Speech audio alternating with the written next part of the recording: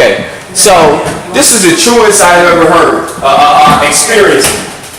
You're going to maintain in this world on whatever level you are mentally that you believe you're supposed to be on.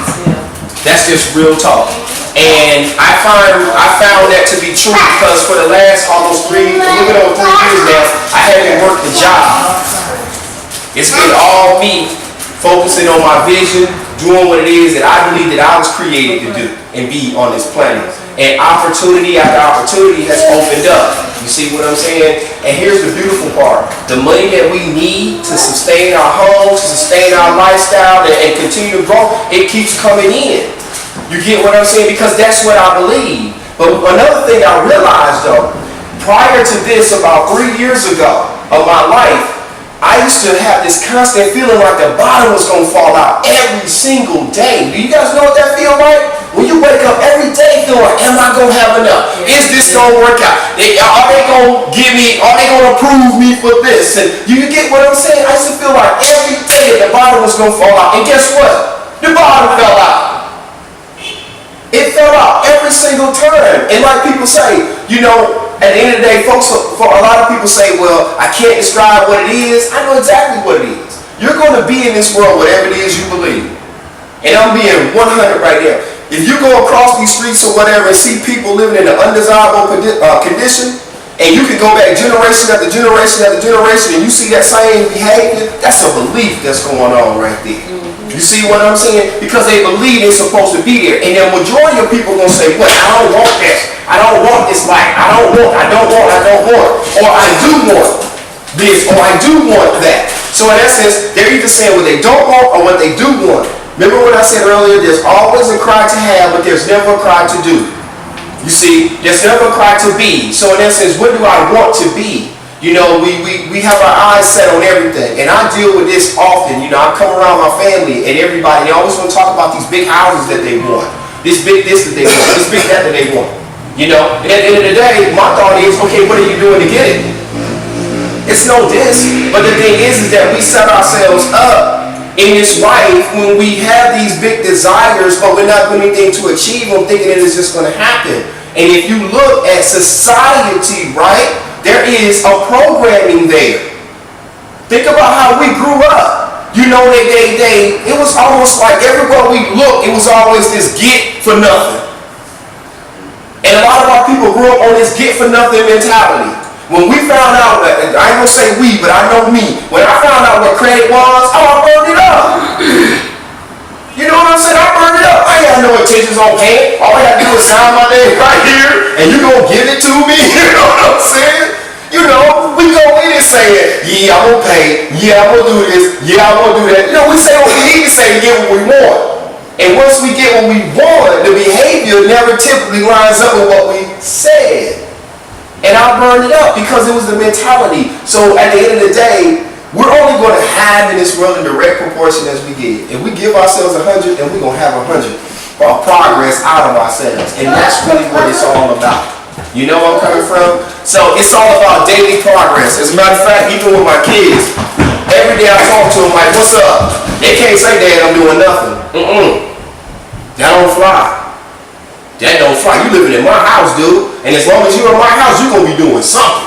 For real. You getting up out of here. You know, and I mean one way or the other. So you can leave up out of here the way I trained you to leave up out of here, which will be best for you, or you're going to leave up out of here trying to figure it out in some hard situations. But either way, you getting up out of here soon. Because and I'll get to you in 1 second. Because I sacrificed as a father. I gave up the streets. I came to every single game. I supported you in every single thing you wanted to do. I built you up. I taught. I encouraged you. I told them stuff about me that I hadn't told nobody, so that they understand what the world is all about. You get what I'm saying? I made sure they sat down and watched videos. I made sure they watched everything. They ain't gonna come out here saying, I didn't know, white supremacy existed. No. I'm not saying my kids out in this world not knowing that white supremacy existed. You see, that's the hoodwink that keep us in the situation that we're in right now. Because we don't want to address, as a people, in my opinion, we don't want to address the real culprit.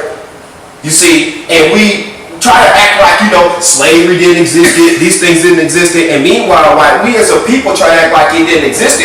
McGraw-Hill, which is a book manufacturer, which manufactures all of the public school books, wrote in their textbook and got caught in Texas that slavery was a partnership between whites and blacks. Slavery wasn't no partnership. We didn't agree. You know what I'm saying? And they got caught. So I'm saying that as a reason because what I want to see happen for us is that we're always focused and giving our kids what they needed. So I made sure that they got everything they needed. And now they're older, and it's time to fly, baby bird. So there now is in that transition period where they're transitioning out because next year when at the end of this year when I turn 46, it's just me and my wife. It's just me and my wife. And I started that by saying it's better more valuable than your own. You get what I'm saying? You have your own place, your own stuff, your own car. Your own. Hey, how are you? Hi, how are you? And owning is a belief system. It's good to have you back, man. Oh, me? You, of course. So they're from the door? Of course. Oh, yeah, let me sit aside and shoot around. Owning is a belief system. Self-sufficiency is a belief system. It's all a belief system. Excuse me for marking out the date on that. I actually printed too many last time I was here, so we're going to use them up. Sounds good? Yeah. All right, so what we're going to do is we're going to recap real quick as you guys are doing that. Get your folders, get folders out too. On what we touched on last week. So we got behind you, please. Okay, and we got a folder, huh? Do we have here? We have no folder. No, we gotta get you a folder. I talked to Noel about you today. I'll get you a folder. But I do have a pad for you to take some notes. Do we have pens? Yes, we have pens. I'll make sure we have everything. Yes, ma'am. There you go. Thank you. Yeah, you need a pen? You got a pen? Alright, so Shannon is here. Here you go right here. Yours. And Alicia. It's not here. Quintina. It's not here. Not here. Jessica. It's not here. It's sweetheart. And then Lynn. Let me get you. Then you have your folder? Mm-hmm. There you go. Because it's right here. There you go. Yeah, you started kind of scared me because you moving to the back. So, like I said, I was always taught when they start moving to the back, watch out. The next step is out the door. Just, hey, that's what they taught me. I got yours right here. Here you go. I'm just sitting back because this case something happened, Oh, put you in run mode, huh? Oh, you get up out of here. Cool. Alright guys, let's go ahead and do what we do. How's everybody doing? Good.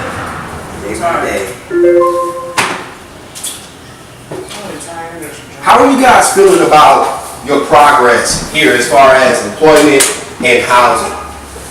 Employment good, housing not good. Not good. What's the deal? Feel stuck. My patience, I want to say. It's like, I'm the type of person that when I put so much in, I expect for something to happen. Like, I'm not going to say spontaneous, but I know. But in a reasonable amount of time. Yeah. And it's like, okay, I'm going to be pushing on a year, and it's like, I've done every application. I've done applications that they didn't even know of that existed. I've, then now I got a job where my income and stuff is up, but it still is not up enough for me to go out on my own. Got it. Or it could be up enough for me to go out on my own, but I'm scared because, I believe in myself and my job that I'm going to be there. They've already let me know that they don't plan on, let me go, and I've already let them know that I'm not going nowhere. But it's just, who's to say? You know what I'm saying? Like, and they're older people, so, I don't know. It's just, I don't know, my God. If I haven't even gotten nothing back saying I'm on a waiting list, or you know, I Have you got been stuff following that up? saying that my lottery number was too high, or, you know what I'm saying, stuff Yeah. like that. So that's not encouraging, Got it. you know. But, I guess if I could just see a little bit more in my housing area, I'll feel more, You know, you'll feel better about it, right? You know, one of the the thing things is, that it was just me. You know, I got 4 kids, so it's not like, you know. yeah, this is call it what it is. It's a pretty scary situation to be in because now everything falls on you, and it's not the fact that you're not trying, it's not the fact that you're not progressing, but you know we've all experienced life, and we experience those ups and downs. So there's a possibility, and I think that's what you're looking at. One of the things I would ask you is that what do you plan on doing if they don't come back and say or reply? Huh? I mean, if they don't, like, I think I'm waiting. I want to move out on like a 30% income type of thing. And I know that may Which is not, affordable housing. right, which I know that may not, well, no, that's not affordable housing. Affordable housing though is like that market rate stuff that they saying now. 30% of your, what I'm looking for is low income, where they go based off your income. It's 30% of your income, period. Yeah, so basically get your income to go 30%, right? Right. That's actually, according to the government, that's actually affordable housing. Affordable housing is only supposed to be a third of your income.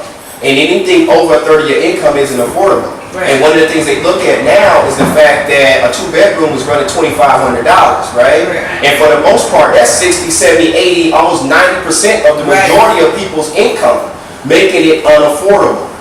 So I totally understand what you're saying. The reason why I asked you that question is because, you know, there's been times in my life where I had to just step out, you know, and as hard as it was, I actually did it. And one thing I want to share with you is this right here. If you step out and there's doubt as to how you're going to make it, you're going to crash.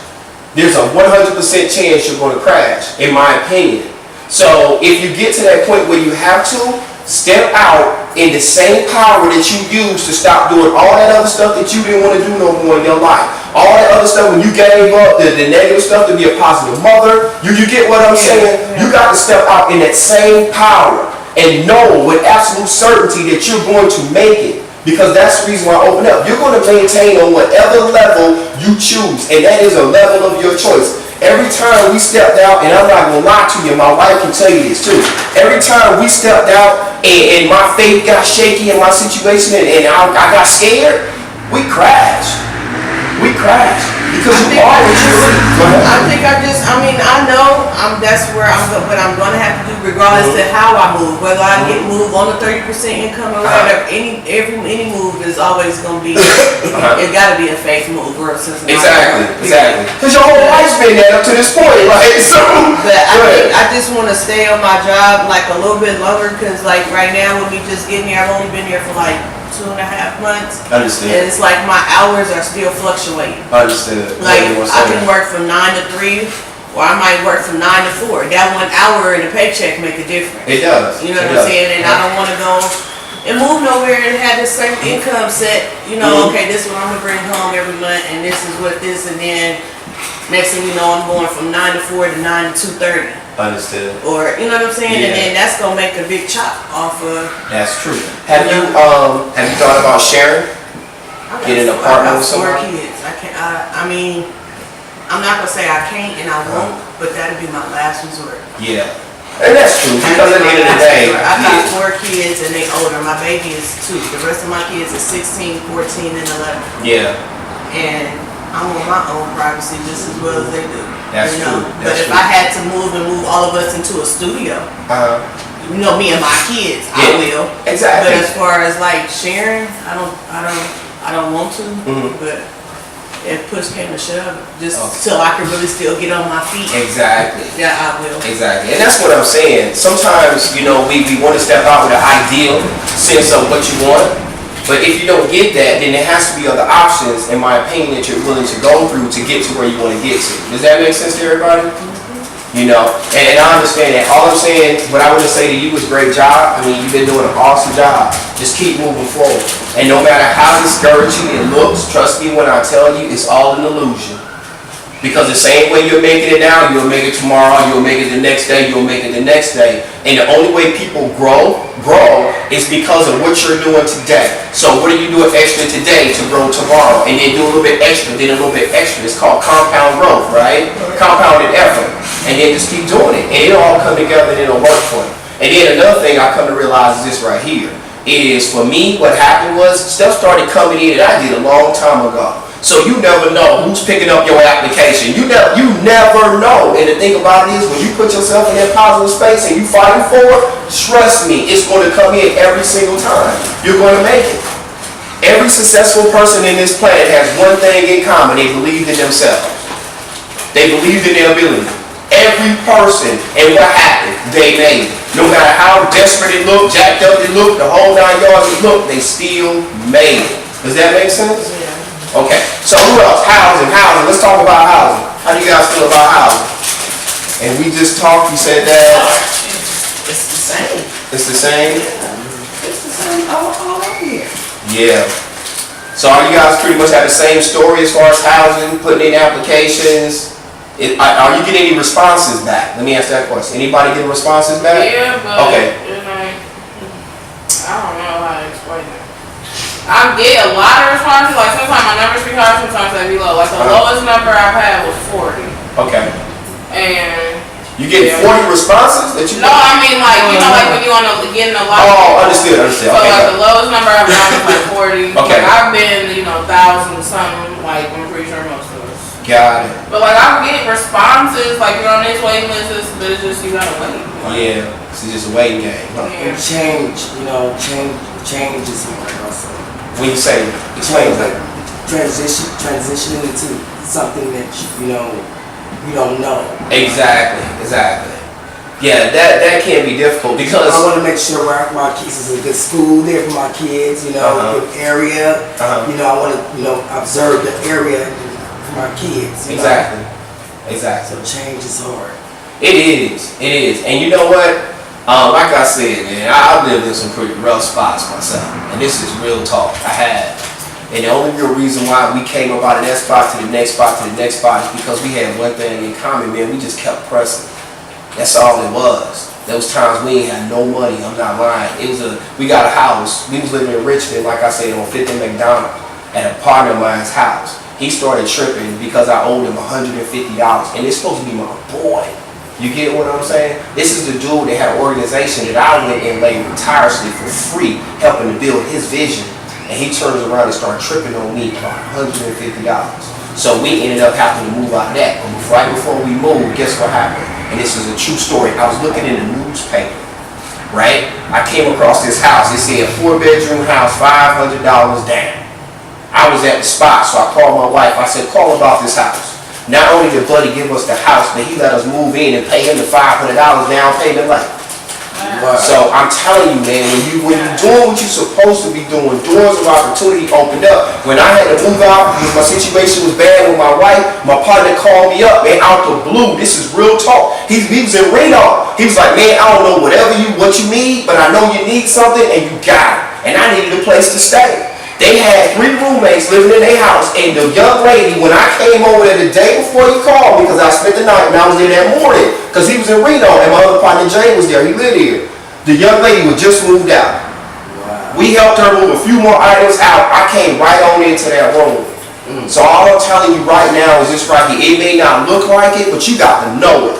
When he closed one door, he can open up every single time. Because if that wasn't true, we'll be dead right now. Go ahead, Shannon. I've gone as far as to get a call from some new housing or something to come in and do the pre-application, turn in your income and all this good stuff, and then